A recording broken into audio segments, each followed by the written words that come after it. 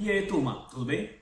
Bem-vindos a mais uma aula de ciências, professor Leonardo. Hoje a gente vai falar sobre hereditariedade. Na última aula a gente terminou o assunto de evolução. Para entender evolução, a gente precisa entender um conceito de hereditariedade. Porque Darwin falava muito sobre isso, né? De que os pais passavam os seus genes, as suas características para os filhos e tudo mais, mas como tudo isso funciona? Vamos começar lá do começo, vamos voltar no tempo. A gente vai voltar para o ano de 410 a.C. A hipótese que se tinha na época é o que a gente chama de pangênese. Pangênese, que é isso? É o nome de uma padaria, é pangênese, é uma padaria bíblica, não é não. Pangênese é uma hipótese desenvolvida pelo filósofo grego chamado de Hipócrates. Esse filósofo, ele tinha uma ideia de que cada órgão do nosso corpo, ou seja, nosso pulmão, nosso coração, nosso rins, nosso fígado, eles excretavam um material hereditário. Ele desenvolvia um material hereditário que Hipócrates chamou de gêmulas. Cada órgão desenvolvia uma gêmula. Essas gêmulas, elas se reuniam e elas faziam uma espécie de fusão, e que essa fusão, ela iria resultar do sêmen do pai, desse futuro herdeiro, desse futuro filho. E essas gêmulas, elas iriam resultar no sêmen que carregaria características únicas e exclusivamente do pai. Ou seja, a mãe, ela não entra nesse jogo. De acordo com Hipócrates, a mãe não passava características para os filhos, somente o pai. Era o pai que desenvolvia gêmulas, desenvolvia o sêmen e era como se fosse tipo um filho somente do pai. A mãe estava ali só para nutrir e gerar esse feto que já foi desenvolvido, suas características do pai. Essa ideia futuramente foi aproveitada por Lamarck, né? Lamarck acreditava que as características do pai iam passando para o filho e tudo mais. Foi aceita durante muitos anos, inclusive chegou até as mãos de Lamarck, né? Então, foi aceita por muitos anos. Algumas décadas depois de Hipócrates, veio Aristóteles. Aristóteles, ele propôs que essas características elas não viriam somente do pai, mas elas viriam do pai e da mãe. Opa, já temos uma evolução aqui. Ele achava que o sangue do pai iria se purificando, ia sendo purificado e gerava o sêmen. O sêmen era como se fosse o sangue do pai purificado. E a mãe, ela também iria produzir o seu material genético, que seria uma forma de sangue purificado também. Só que Aristóteles acreditava que essa fecundação era gerada através da menstruação, que era a menstruação da mãe que iria se misturar com o sangue purificado do pai, em formato de sêmen, e iria trazer as características de cada um e ia gerar um novo indivíduo. A gente vê que a gente tem uma pequena evolução, né? Que é ele ter a ideia de que a mãe também passava características para os seus filhos, que já é um progresso, mas a gente sabe hoje em dia que não é exatamente a menstruação que passa as características hereditárias da mãe, né? Então, depois dessa ideia louca de que a menstruação carregava características femininas, veio lá em 1667, já muitos anos depois, né, um cara chamado Leavenworth. Leavenworth, ele descobriu a presença de espermatozoides no sêmen. Como foi isso? Já tinham-se microscópios um pouco mais desenvolvidos, um pouco mais tecnológicos, e conseguia ver um pouco além. Então ele conseguiu, certo? Ele teve uma ideia, né? Vou colocar a sêmen aqui para ver como é que é. Ele colocou, viu, e ele viu que tinha espermatozoides, tinha uns carinhas ali, né, com o rabinho ali nadando. E ele acabou atribuindo isso à formação dos seres vivos. Ele, opa, achei um negócio interessante. Outros pesquisadores olharam para isso e tiveram uma ideia muito louca, muito diferente. Eles discordaram de que aquilo ali poderia ser exatamente um material genético, e eles chegaram à conclusão de que, na verdade, aquilo ali seriam mini-humaninhos, prontos ali já para crescer. Isso foi chamado de hipótese pré-formista. Por que hipótese, professor? Porque não tinha provas. Eles simplesmente concluíram isso, tiraram isso do nada. Não, isso aqui é assim e pronto. Bem doido. Mas surgiu essa hipótese pré-formista, que era exatamente de que, tipo, no sêmen já havia uns humaninhos prontos, que ele saía, se instalava no útero da mãe e ali ele ia se nutrir até crescer. E as pessoas, realmente, muita gente acreditou nisso. Só lá para o século XIX, com os avanços tecnológicos, e no ramo da microscopia, percebeu-se então de que existiam os espermatozoides e os óvulos, e que cada um deveria carregar as características hereditárias do pai e da mãe. Agora sim temos um progresso de verdade. Então as pessoas começaram a pensar, não, certamente o espermatozoide vem, fecunda esse óvulo, e a partir daqui a gente tem a geração de um novo ser vivo. Pá, finalmente a gente tem algo bom. A partir daí, e somente a partir daí, um monge muito famoso da área da genética, chamado Gregory Mendel, ele desenvolveu uma ideia que revolucionou o campo das ciências biológicas, que foi a capacidade de reconhecer a segregação dos genes, que a gente veio a chamar isso de genética. E isso de Mendel vai ser assunto da próxima aula, onde a gente vai esmiuçar as descobertas de Mendel. Hoje a gente só vai conhecer o conceito de hereditariedade. Somente a partir da década de 40 é que foram feitas descobertas sobre o DNA. O DNA em si, a molécula. O que Mendel descobre é o conceito de hereditariedade. Ele conseguiu descobrir como é que as características do pai e da mãe são passadas para o filho, mas ele não sabia o que estava envolvido a nível molecular. Na década de 40, tinha-se mais tecnologia e os cientistas conseguiram ir além. Eles conseguiram descobrir que os genes, na verdade, essas características, elas eram armazenadas em moléculas que a gente chama de DNA. E foi através disso também que descobriu que o DNA é formado por uma dupla hélice. Essa molécula ela tem duas hélices que se entrelaçam entre si. E foi descoberto também, após isso, o código genético. Descobriram que os genes, na verdade, são códigos que vão ser ali traduzidos e tudo mais, e transformados, lido como um livro de receita e transformados em proteínas. Então, através disso, descobriu-se a capacidade de isolar genes e de transplantar genes, que hoje é o que a gente tem, transgênicos, clones e tudo mais, tudo através dessas descobertas. Mas, calma lá, vamos entender como é que isso funciona. Onde é que ficam os genes? Onde é que eles estão? Como eles são? Você, professor, óbvio que eles estão nas células. Calma, eu sei que estão nas células. Tem aqui a célula. E dentro da célula, a gente tem um núcleo da célula. Dentro do núcleo da célula, a gente vai encontrar os cromossomos.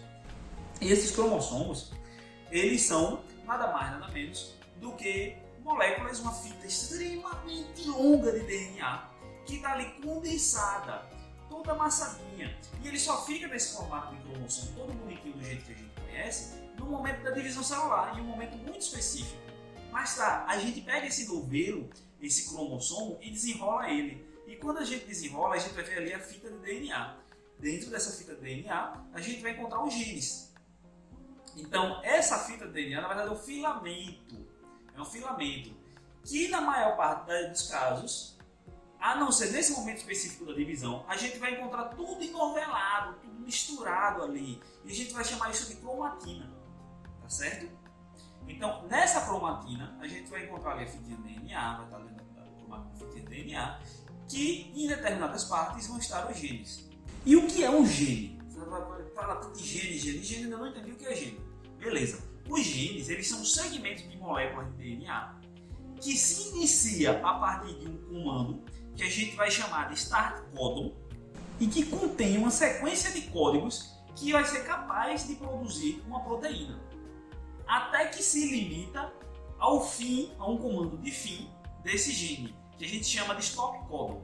Então, entre o começo e o fim, a gente vai ter uma receita de uma proteína. Isso a gente chama de gene. Isso é um gene. Um gene para uma proteína A, outro gene para uma proteína B. Tá certo? Cada proteína vai ter o seu gene específico para poder gerar ela. Então, o gene vai ser um trecho de DNA que vai conter a receita para se desenvolver uma proteína. Esse DNA ele não é convertido diretamente para uma proteína. Ele primeiro vai ser traduzido para uma molécula de RNA. Tá? Então, esse RNA é que vai ser convertido ou traduzido novamente em proteína. Veja que tem todo um passo a passo para chegar até lá. Mas, professor, e DNA? Quer dizer o quê? É o A. DNA é o ácido desoxirribonucleico. Um nome esquisito, DNA. Só precisa gravar isso. E o RNA, como ele é? O RNA ele é uma fita simples. No lugar de ter duas hélices, ele vai ser uma cópia de uma única fita. Ele não vai ter duas fitas ali formando um par. O que é importante saber é que os genes eles vão ser transmitidos e armazenados dentro dos cromossomos. A gente, nós humanos, temos 23 pares de cromossomos, certo? Onde ali vão ter bilhares de genes, cada um para uma proteína que compõe o nosso corpo. Desde a proteína que dá a cor aos nossos olhos, a cor da nossa pele, a que vai formar nossas unhas, nosso cabelo e tudo mais. Está tudo contido no DNA. O DNA ele é a receita da vida.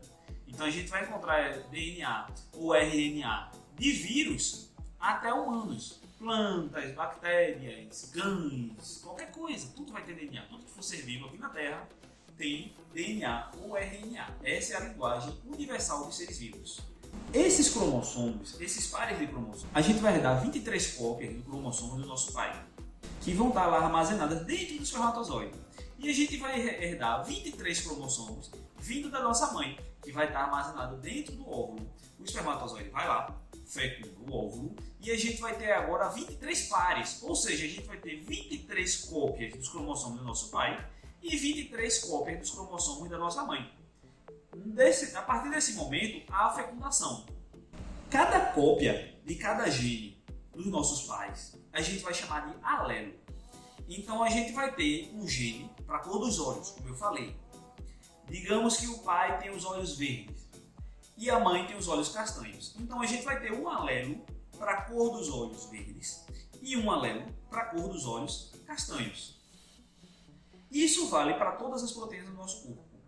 Isso é muito importante por quê? Porque digamos que a gente venha com uma cópia do DNA do nosso pai que esteja defeituosa. A gente tem uma cópia que tem um defeito, vai dar errado.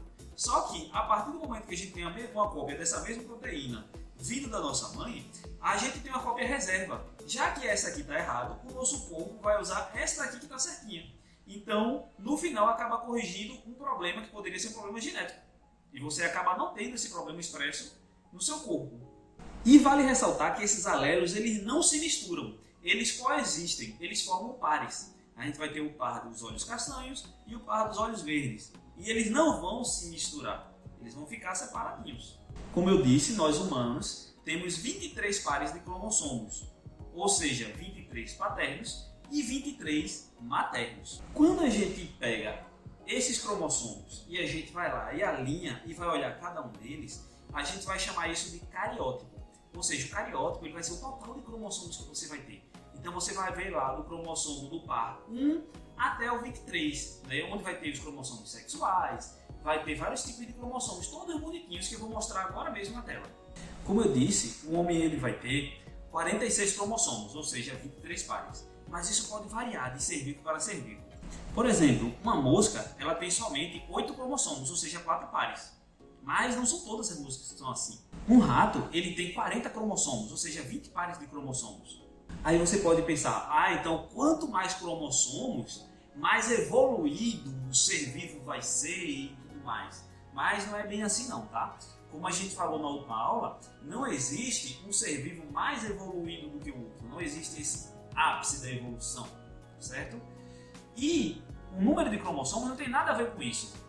Por exemplo, uma galinha ela tem 78 cromossomos, enquanto a gente só tem 46. Veja só, a galinha tem muito mais cromossomos do que a gente. Um crustáceo ele pode ter até 100 pares de cromossomos, ou seja, 200 cromossomos no total. Então veja só que o número de cromossomos não tem nada a ver com o quanto evoluído você é. É só em quantas partes o seu DNA vai estar segmentado.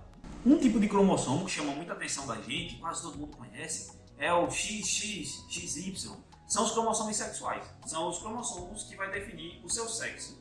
Quando a gente tem um indivíduo, vamos falar de mamíferos, que eles recebem 2 cromossomos X, ele vai receber um do pai e um da mãe. 2 cromossomos X. Vai ser uma fêmea. A gente vai ter agora uma fêmea. Se a gente recebe um cromossomo X e um cromossomo Y, a gente vai ter aqui agora um macho. Os machos eles possuem cromossomo X e Y e as fêmeas possuem 2 cópias do cromossomo X. Logo, quando a mãe ela vai produzir o óvulo, de toda forma, o cromossomo que ela vai passar, o cromossomo sexual que ela vai passar para o seu óvulo, ele vai ser X, porque ela só tem X. Tem uma cópia de X e outra cópia de X. Então, ou ela passa X ou ela passa X, não tem outra opção.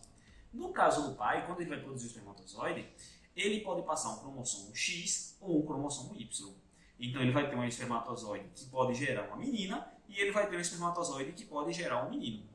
Porém, anomalias podem ocorrer. Na hora de fazer a cópia, pode ocorrer alguma falha e cair 2 cromossomos X dentro do espermatozoide, ou cair nenhum cromossomo X ou nenhum cromossomo Y, ou cair 2 Y, e isso vai gerar anomalias, que é o que a gente chama de anomalia genética, ou anomalia cromossômica. Então vamos fazer um resumo de como funciona a hereditariedade. A gente vai ter as células, dentro da célula a gente vai ter várias organelas e o núcleo. Dentro do núcleo a gente vai ter os cromossomos, e se a gente desenhar ele, a gente vai encontrar um longo filamento chamado DNA. Esse DNA ele também pode se apresentar na forma de cromatina dentro da célula, dentro do núcleo dessa célula, certo? Esse DNA é a linguagem que pode formar os genes. Os genes eles vão formar características dos seres vivos através das proteínas. Cada gene gera um tipo de proteína diferente, que vai ser a receita para a vida, para formar todo o nosso corpo. Ah, professor, então se a gente pegar só o DNA já dá para construir um ser vivo. Não, também não é assim não. Precisa de nutrientes corretos para isso. Imagina que você tem a receita de bolo. Vai adiantar você ter a receita de bolo na sua mão se você não tiver os ingredientes? Não vai, né? A mesma coisa para gerar vida. A gente precisa de nutrientes corretos. É por isso que uma mulher, quando ela está grávida, ela precisa ter uma boa alimentação, passar por um nutricionista, ter cuidado com os procedimentos que ela vai passar. Por exemplo, ela não pode passar por estresse radioativo, ou seja, não pode jogar radiação na mulher grávida, porque pode acabar quebrando o DNA do feto que está sendo gerado ali na barriga dela e acabar gerando deformidades nesse feto. Então, o DNA ele vai conter essa receita para essas proteínas que vai gerar a vida. Ou que vai gerar simplesmente uma pele mais escura, um olho mais claro, um olho mais escuro, um cabelo encaracolado, um cabelo liso. Características que são suas, que são de cada ser vivo. E para poder esse DNA ser transformado, ser lido e transformado em proteína, ele precisa ser primeiro lido, feito uma cópia, uma transcrição e transformado em RNA. Essa molécula de RNA, por sua vez, vai ser lida e vai ser construída a partir dali com uma proteína. Essa proteína vai gerar as características que são necessárias para esse ser vivo. Para que a hereditariedade seja possível, esse material genético ele vai se encontrar dentro de um gameta, que pode ser o gameta masculino ou o gameta feminino. Que no nosso caso a gente tem o espermatozoide e o óvulo.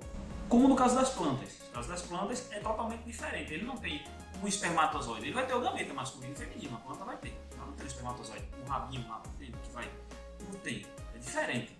E esse conceito de hereditariedade só vale para reprodução sexuada, ou seja, é quando tem um cruzamento de um macho e uma fêmea. Mas a gente sabe que existe a reprodução assexuada, que é das bactérias, dos vírus, etc. Então, isso aqui não vale para a reprodução assexuada. Todo esse conceito de hereditariedade que a gente está vendo agora vale somente para a reprodução sexuada. Feita a fecundação, formado os pares de cromossomos. Quando a gente pega todos os pares de cromossomos, a gente vai chamar isso de cariótipo, tá?